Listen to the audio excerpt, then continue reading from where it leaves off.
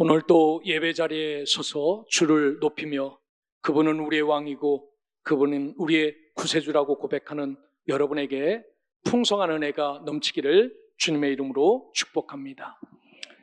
우리는 고난주간 사술절을 맞이하여서 예수님이 걸으셨던 길에 대해서 말씀을 나눴습니다.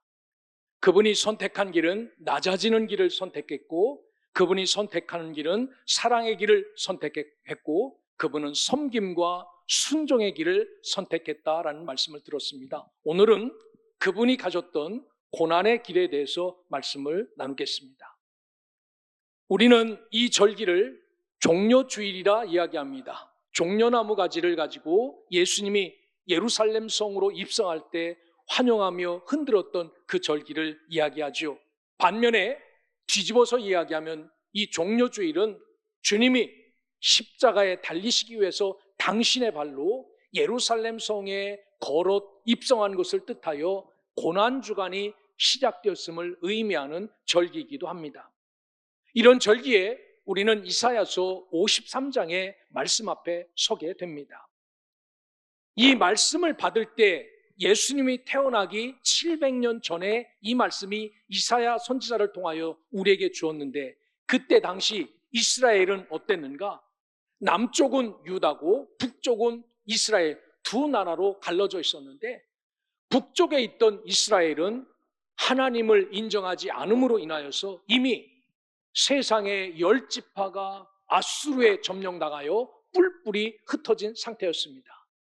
남은 유다도 어떤 것이었냐면은 아수르 왕 사네립이 군사를 이끌고 들어와서 예루살렘을 포위하여 먹을 양식도 없었고 공포가 가득했던 그런 시기였습니다.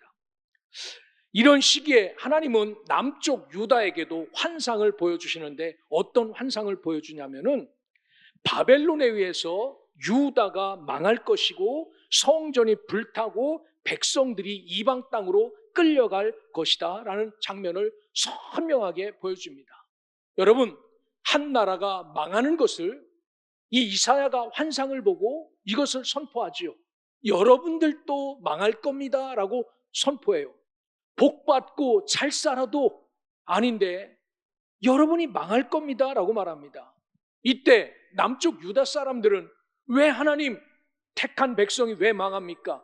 택한 우리가 왜 하나님 앞에서 멸망당하여야 됩니까? 라고 그렇게 애타게 부르짖었지만, 하나님은 이사야의 입에서 나온 하나님의 말씀을 보면은 내가 너희들에게 정치를 동원해서라도 해방시켜 줄게, 내가 너희들에게 군사를 보내서라도 너희들을 해방시켜 줄게, 이런 말을 하신 것이 아니라 오늘 성경에 보면은 고난받는 종에 대해서 이야기합니다. 우리를 회복하시는데 고난당하고 어려움당하는 한 사람을 세워서 우리를 회복할 것이다 라고 말합니다. 여러분, 이런 소리를 들으면은 우리가 어떻게 생각하겠습니까? 콧방귀를 뀌는 거지요. 똑똑하고 힘있고 능력있고 그런 사람이 우리에게 와도 이것을 극복할까 말까인데, 어떻게 흠모할 것 하나도 없고 모든 사람이 탐탁치 못하게 여기는 그런 고난받는 종을 통하여서 이 민족을 구원하시겠다는가 라고 사람들은 외면하고 돌렸다라고 말합니다. 오늘 우리도 이 말씀을 통하여서 예수만이 진정한 구원자라는 이 믿음이 여러분들 심장 속에 살아 움직이기를 주의 이름으로 축원합니다. 2700년 전 유다 백성들처럼 그 사람이 어떻게 우리를 구원할 것인가 라고 고백하지 마시고, 이분만이 우리의 답이고 이분만이 우리의 구원자라는 이 분명한 믿음을 갖고 살아가는 주의 자녀 백성들 되시기를 주의 이름으로 축복합니다. 오늘 우리가 그렇게 미워하고 싫어하고 외면한 분이 누구신지를 본문에서 이야기해요. 살다가 보면 우리는 감정의 동물 아닙니까? 그래서 내가 좋은 사람은 좋게 볼 수 있고 나쁜 사람을 나쁘게 볼 수 있어요. 오늘 성경에도 이스라엘 백성들이 미워하고 싫어하고 외면한 분이 있는데 그분이 누군지를 우리에게 이야기합니다. 오늘 1절에 보면 우리가 전한 것을 누가 믿었느냐? 여호와의 팔이 누구에게 나타났느냐라고 말합니다. 하나님은 하나님의 백성들을 통하여, 선지자를 통하여 끊임없이 이스라엘을 사랑하고 이끌 하나님의 거룩한 말씀을 끊임없이 전달해 주시고 은혜를 베풀어 주셨습니다. 출애굽하여 모든 백성을 애굽에서부터, 이집트에서부터 이끌어내셨습니다.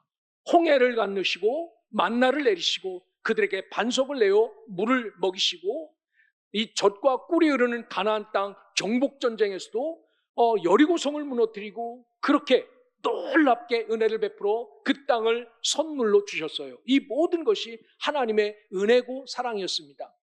그러면서 너희들을 하나님이 이끄신다, 너희들은 하나님의 백성이다 라고 이렇게 말했는데, 이러한 것들을 이스라엘 사람들은 믿지 않았다. 그가 미워하고 싫어하여 우리가 전한 것을 누가 믿었느냐라고 말하는데, 이 물음은 아무도 믿지 않았다라는 그런 말씀입니다. 여러분, 이것이 바로 우리의 불신앙이지요. 오늘 우리도 구원자가 이 땅에 오셨어요. 분명히 예수 그리스도가 구원자라고 성경은 말합니다. 그리고 곳곳에 십자가가 붙어 있어요. 사람들은, 세상은 말하기를 이 뻘건 십자가가 사라져야 이 민족이 잘 될 것 같다라고 생각할 만큼 우리도 이 구원자 예수를 바라보지 않고 미워합니다. 이분을 싫어합니다. 싫어하는 것도 보통 싫어하는 것이 아니라 온갖 욕설을 섞어서 이 예수를 싫어합니다.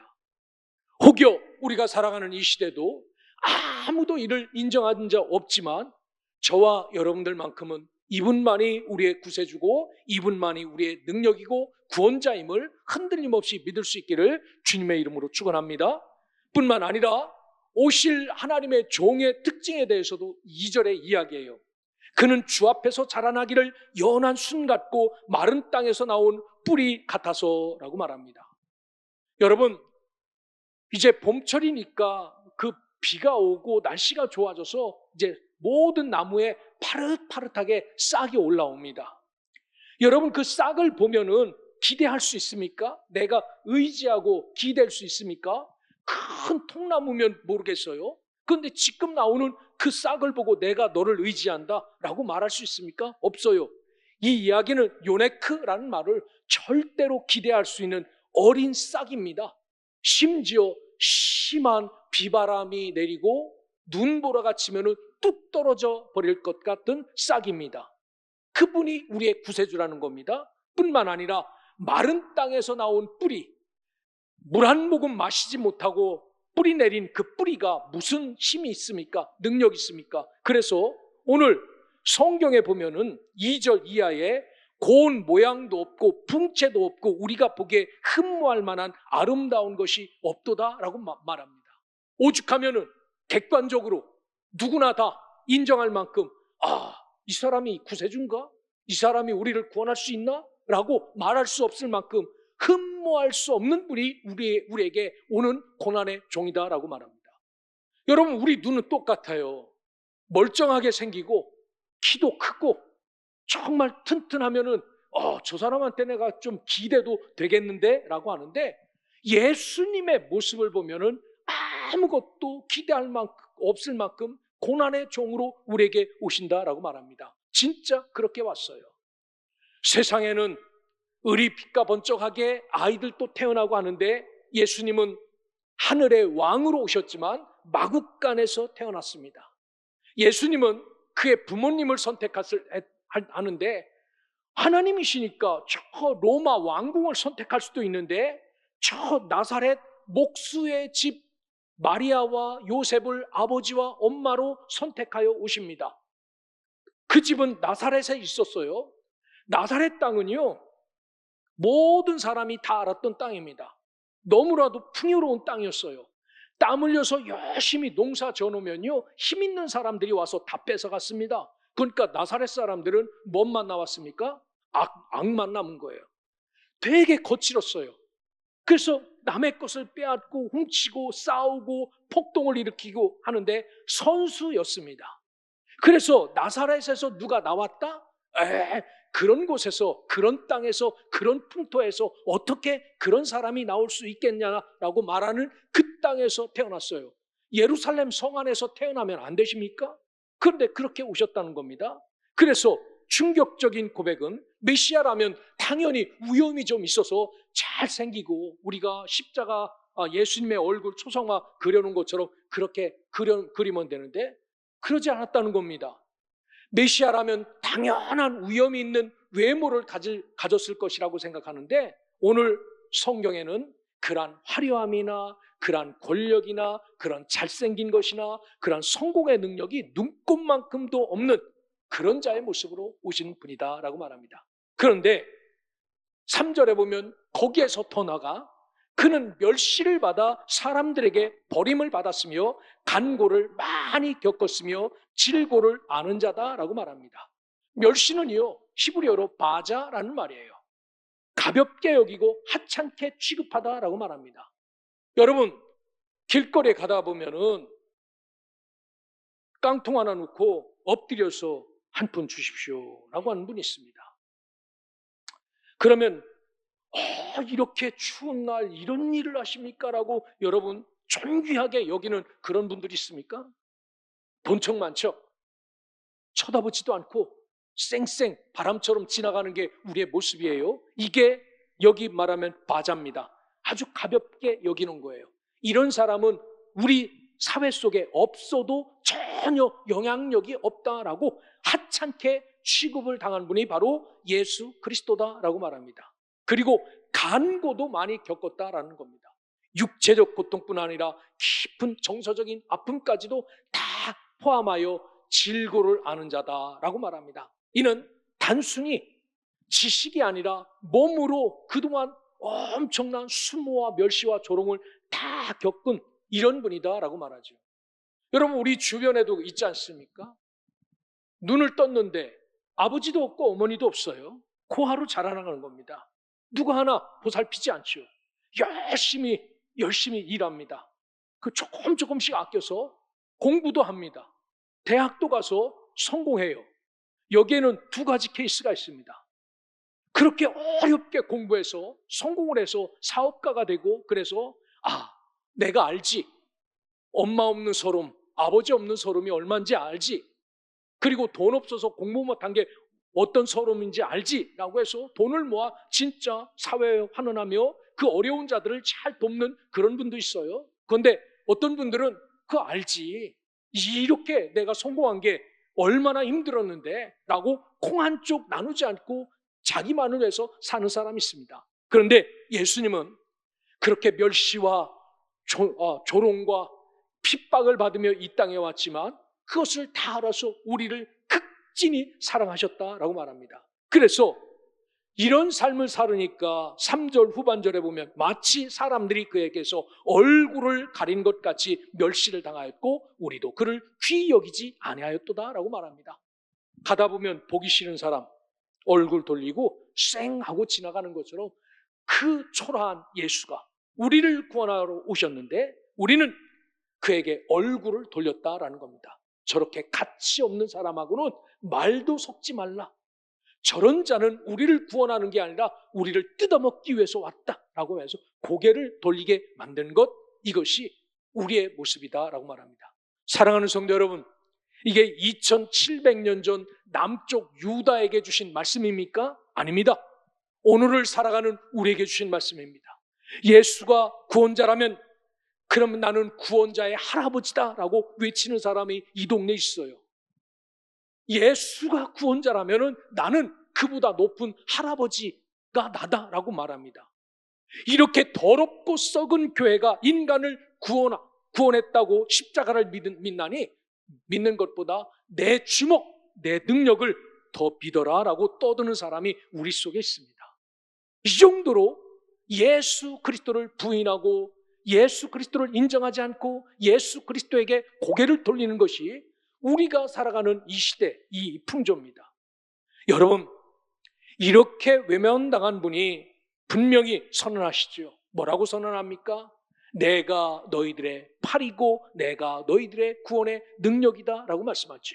그러기에 오늘 세상이 이렇게 싫어하는 분이 누군지를 분명히 깨닫고 저와 여러분은 세상 사람들이 교회는 썩었고 죽었고 없어져야 될 무슨 여기에 바이러스 집단처럼 생각하지만 이곳을 떠나서는 절대로 주의 은혜를 누릴 수 없다라는 사실을 기억하고, 오늘 우리 삶 속에 우리의 기준과는 예수님도 다르고 교회도 달라도 여기에 고운 모양도 없고 흠모할 만한 아름다운 것이 이곳에 없다 할지라도 저와 여러분은 예수님을 멸시하거나 예수님을 부인하는 자로 살아가서는 절대로 안 된다라는 사실을 기억하고, 이분 한 분 예수만을 인정하며 살아가는 믿음의 자녀들 되시기를 주의 이름으로 축원합니다.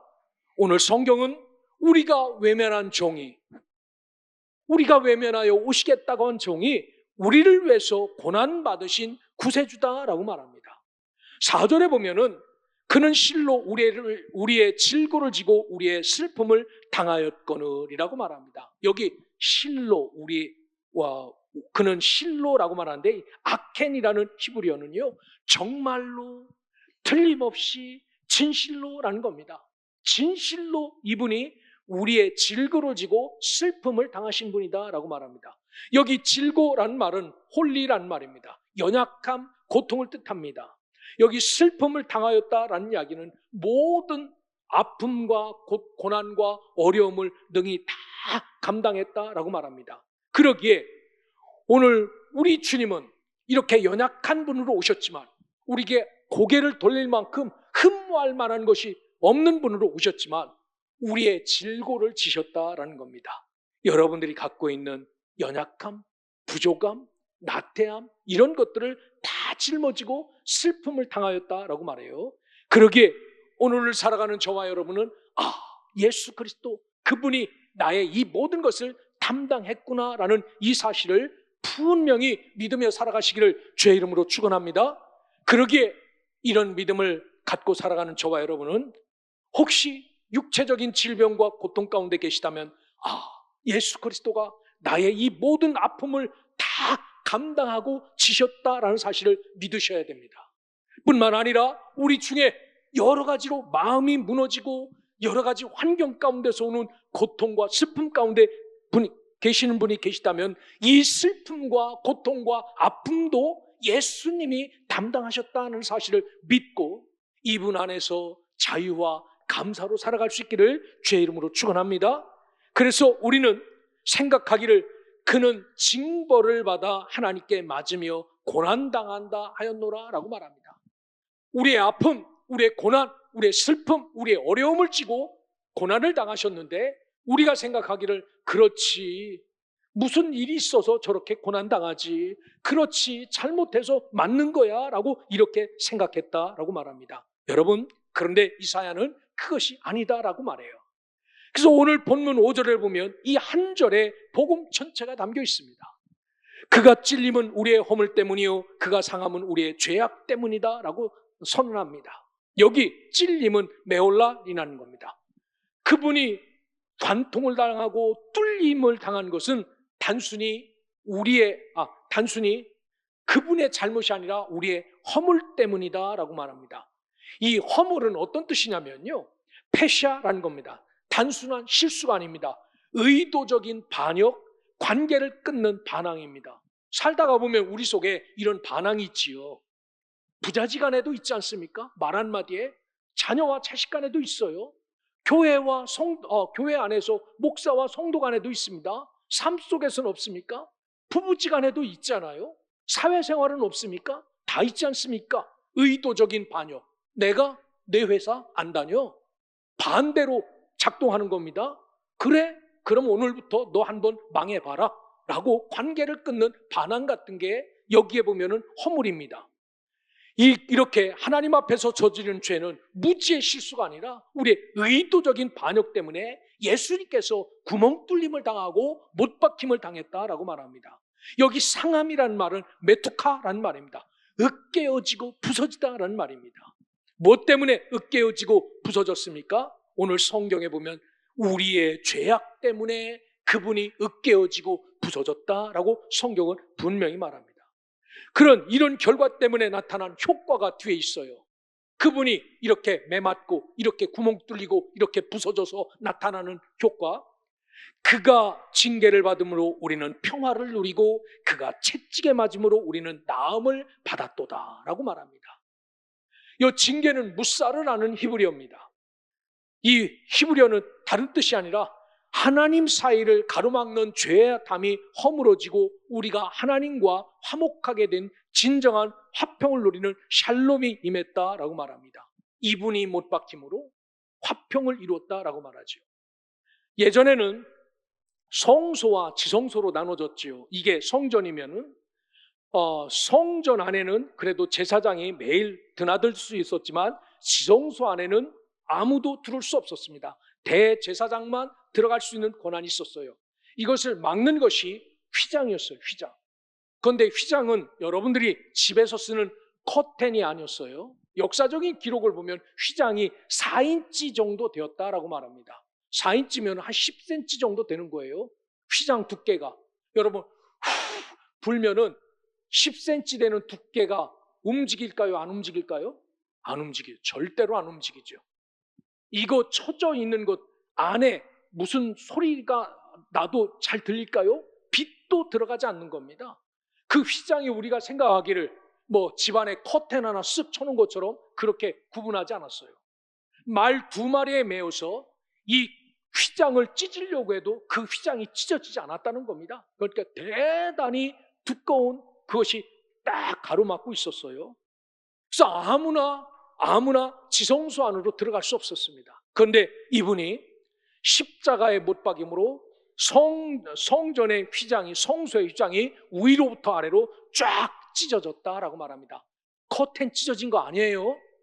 사람이 찢을 수 없는 것을 예수의 보혈로 찢어지게 만들고 자유롭게 그 앞으로 나가게 한 것, 이것이 바로 화평의 결과입니다. 여러분, 우리에게 고해성사가 있습니까? 고해성사가 없어요. 여러분이 입 없습니까? 입 있어요. 여러분 스스로 누구 앞으로 나가는 겁니까? 찢어놓은 여기에 담이 없는 성소 앞으로 나가서 여러분들의 입으로 여러분들이 자유롭게 하나님 앞에 기도할 수 있습니다. 간구할 수 있습니다. 뭐 때문에? 이분이 맞고 찢겨서 평화를 주셨기 때문에 이 일이 가능하게 되었다라는 말입니다. 여기에 보면은 등장하는 말씀을 쭉 나열해 보면 여기에 복음의 진수가 다 들어 있습니다. 오늘 성경에 보면 그가 찔림으로 우리의 허물이 사해지고 라고 말합니다. 그가 구멍 뻥 뚫리는 고통과 아픔 때문에 우리에게 있던 하나님과 반대로 살려고 했던 그 모든 마음과 생각이 다 사해졌다라고 말합니다. 그가 상함으로 갈기갈기 찢김으로 우리의 죄악이 속죄되었다라고 말합니다. 무엇 때문에? 그분의 상함 때문에 우리의 죄악, 아무리 빨아도 빨 수 없는 뻘건 것, 이 모든 것이 다 깨끗하게 되었다라고 말합니다. 그가 징계를 받음으로 우리에게 샬롬이 임했다라고 말합니다. 그가 채찍에 맞음으로 우리에게 라파, 치유가 임했다라고 말합니다. 이게 다 뭡니까? 신학적으로 단 한 단어, 대속. 내가 가야 될 자리, 내가 맞아야 될 자리, 내가 찢겨야 될 자리, 내가 못 박혀야 될 자리에 누가 나가신 겁니까? 우리 구주 예수 그리스도. 여기 흠모할 만한 것이 하나도 없는 이분이 스스로 십자가에 달려 돌아가셔서 대속해 주신 은혜 때문에 우리가 살았다라고 말합니다. 고난주간 특별히 이 은혜의 자리에서 이런 은혜 때문에 내가 살고 있고 이런 은총 때문에 내가 믿음의 자리로 나갈 수 있다는 사실을 기억하고 철저하게 이분의 은혜와 은총을 누리며 살아가는 믿음의 백성, 하나님의 자녀들 되시기를 주의 이름으로 축원합니다. 오늘 결론은 이사야는 종으로 오신 예수님이 우리의 죄를 담당하신 분이다라고 선언해요. 6절에 보면 이게 말씀의 결론이자 어쩌면 복음의 핵심이죠. 우리는 다 양 같아서 그릇 행하여 제 길로 갔거늘 여호와께서는 우리의 모든 죄악을 그에게 담당시키셨도다라고 대속을 선언합니다. 한번 우리 옆에 분하고 인사합시다. 당신은 양 같습니다. 한번 인사해 보세요. 여러분, 우리나라 최고의 욕은 뭡니까? 당신은 개 같습니다. 우리나라 최고의 욕이에요. 그런데 중동에서 최고의 욕은 당신은 양 같습니다. 이게 우리나라 당신은 개 같습니다라고 하는 것과 똑같은 거예요. 왜 그렇습니까? 양은 우리는 서정적인 동물로 알고 있어요. 양을 안 키워봤으니까. 근데 양은 우리가 생각하는 서정적인 동물이 아닙니다. 그렇게 365일 밥 줘도 주인을 알아볼까 모를까? 절대로 알아보지 못해요. 365일 맛있는 밥에서 계속 밥 주는데 아들이 누구세요? 이러면 여러분 화딱지 납니까? 안 납니까? 아, 이거 괜히 된장찌개 끓여줬구나 라는 생각이 나죠. 양이 그렇습니다. 주인이 잠깐만 비워도 다른 길로 가는 게 양입니다.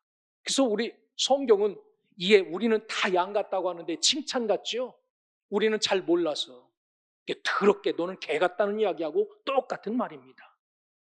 오늘 이런 사람들은 다 제 길로 갔다라는 겁니다. 나의 유익을 따라 내가 하고 싶은 대로 다 제각기 갔는데 오늘 성경에 보면은 그런 자에게 뭐라고 말합니까? 여호와께서 우리의 모든 죄악을 그에게 담당시키셨도다라고 말합니다. 양 같은 우리를 그 모든 더러움, 부족함, 연약함을 다 누구에게? 그 고난의 종으로 그 사람에게 다 얹어줬다라고 말하죠. 여러분 살면서 건강하고 튼튼한 사람에게는 짐을 옮겨줘도 어떻습니까? 전혀 미안한 감이 없어요. 튼튼하니까 사지 멀쩡하고. 그런데 다 쓰러져가는 그러한 아주 힘든 사람에게 너도 물병 하나 올려놓고 나도 물병 하나 올려놔봐요. 얼마나 힘듭니까? 그런데 오늘 성경에 보면은 이것을 누가 했냐면은 아버지가 아들한테 그렇게 했다는 겁니다. 김 씨도 와봐. 이 씨도 와봐. 최 씨도 와봐. 뭐 있어? 이 죄야? 탁 꺼내서 누구에게 올려놨다고요? 자기 아들. 그러니까 하나님은 예수님에게 나쁜 분입니다. 자기 아들이 지고 가는 죄악도 뺏어서 야 저놈한테 주어라. 저놈한테 주어라. 이렇게 나눠줘야 되는데 오히려 하나님은 당신도 와보시오. 당신도 와보시오. 우리 아들에게 모든 짐을 다 옮겨놓으시오. 옮겨놓으시오. 그 아들은 어쩌고요? 세상의 모든 짐을 다 떠안게 된 겁니다. 여기 말씀처럼 우리 모두의 죄악을 그에게 담당시키셨도다. 여기 담당시키셨도다. 히프기야라는 히브리어는요. 하나님이 던지셨다. 하나님이 얹으셨다라는 겁니다. 내가 얹은 거 아니에요. 내가 올려놓은 것도 아닙니다. 하나님의 우리의 죄악, 고백하는 그 모든 죄악을 예수에게 턱턱 얹어 놓으셨다는 겁니다. 다 얹어.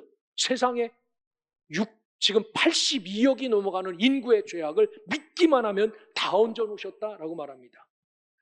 마치 구약의 속죄일의 대제사장이 이스라엘의 모든 백성들의 죄를 고백하여 그 고백한 두 손을 속죄 염소와 양의 그 머리 위에 딱 안수하고 내가 다 뒤집어 쓰고 죽어라 했던 것처럼 예수에게 우리의 모든 죄를 다 얹어놓고 내가 죽어라, 내가 지고 가라 라고 그렇게 말씀하신 것처럼 우리의 모두의 죄악을 하나도 빠짐없이 한 사람도 예외 없이 죄를 지었고 한 사람도 예외 없이 그 죄가 예수님 위에 얹혔다라고 말합니다.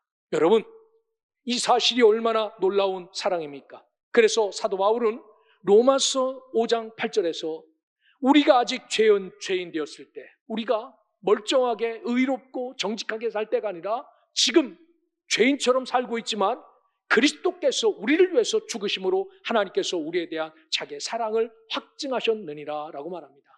여러분 하나님은 뻥치는 하나님이 아니다. 우리 아들이 책임져 줄 거야. 우리 아들이 하지 라고 그렇게 살지 않았다는 겁니다. 진짜 독생자 둘도 없는 하나밖에 없는 아들, 그 아들을 십자가에 딱 말만 한 게 아니라 죽게 만들어서 그 아들을 죽여놓고 우리를 살려주신 것. 그래서 내가 이런 사람이야 라고 당신의 사랑을 우리에게 확증하셨다는 겁니다. 그분을 죽이지 않고 내가 다 했다라고만 뻥인데 그런데 그분은 당신의 아들을 죽여놓고 내가 너희들을 사랑해 라고 말씀하시는 분이다라고 말합니다. 여러분, 이런 사랑 앞에 우리가 어떤 삶을 살아야 될까요? 이런 뜨거운 믿음의 고백 앞에 우리가 어떻게 살아야 되겠습니까? 오늘 우리는 이런 증표의 십자가 앞에 서 있습니다. 그리고 오늘 말씀을 통해 내 자신을 비춰봤습니다. 우리가 어떤 존재인지, 어떤 방향을 잃고 제 길로 간 양들인지 의도적으로 하나님 앞에 범죄하며 하나님과 뒤로 거꾸로 산 그런 사람이라는 것을 확실히 알았지요. 그런데 예수님은 이런 우리를 위해서 죽기는 왜 죽어, 저런 것들을 위해서 그렇게 말씀하지 않고 우리의 허물 때문에 찔리시고 우리의 죄악 때문에 상하며 우리의 모든 죄악을 홀로 담당하신 그런 분이다라고 말씀합니다. 그래서 이런 채찍과 이런 고통 때문에 우리가 나음을 얻고 평화를 얻었다라고 말씀합니다. 여러분, 이제 우리가 해야 될 차례입니다. 이런 큰 사랑 앞에 지금도 여전히 이분을 무시하고 살 것인가? 외면하고 살 것인가? 고개 돌리고 살 것인가? 저런 분이 나를 어떻게 구원할까라고 이렇게 확신하며 살 것인가? 아니면 이분 하나만, 한 분만이 나의 진정한 구세주라고 믿고 의지하며 이분을 붙잡는 이 믿음을 놓지 않고 살아갈 것인가? 이것은 저와 여러분의 몫입니다. 하지만 목사된 제가 여러분에게 권면하고 싶은 것은 그럼에도 불구하고 이분만이 진짜 우리의 구세주라는 사실을 여러분 흔들림 없이 믿기를 주의 이름으로 축원합니다. 그래서 어떤 실망에도 어떤 화려함에도 나는 십자가를 떠나지 않겠습니다 라고 고백하며 나를 위해 찔리시고 나를 위해 상하시고 나를 위해 책찍 맞으신 구주 예수만이 나를 대속해 주신 은인임을 잊지 않고 예수가 우리 인생의 닻이 되어 그 십자가 안에서 어떤 고난도 어떤 풍랑도 어떤 역경도 잘 극복하고 이 길을 떠나지 않는 믿음의 자녀들 되시기를 예수 그리스도의 이름으로 축원합니다.